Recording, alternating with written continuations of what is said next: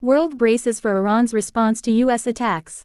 Israel and Iran continue to trade attacks as U.S. President Donald Trump hints at possible regime change in Tehran. Iranian Supreme Leader Ali Khamenei promises to punish the Zionist enemy in his first comments after the U.S. joined Israel's attacks on his country.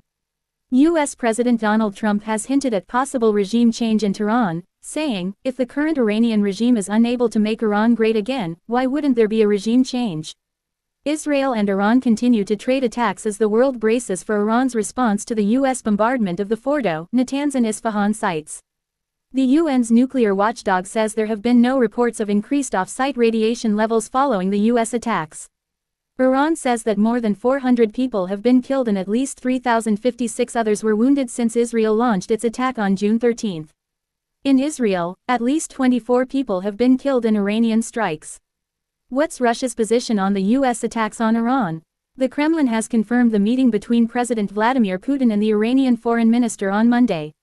This comes as analysts say it's highly likely that Iran will offer Trump a compromise, and wants Putin to get involved as a mediator.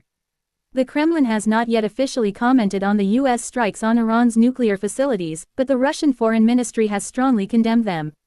President Putin earlier said that Russia would not get involved in the conflict militarily, as Russia is conducting its own military operation in Ukraine. Plus, according to Putin, this conflict does not have a military solution at all. Russia has been supporting Iran for many years, since the beginning of this round of hostilities, too. Russia's rhetoric has been very cautious about Israel too, as more than 1.5 million Russian-speaking people from the former Soviet Union and Russia live in Israel today. Putin even called Israel an almost Russian-speaking country.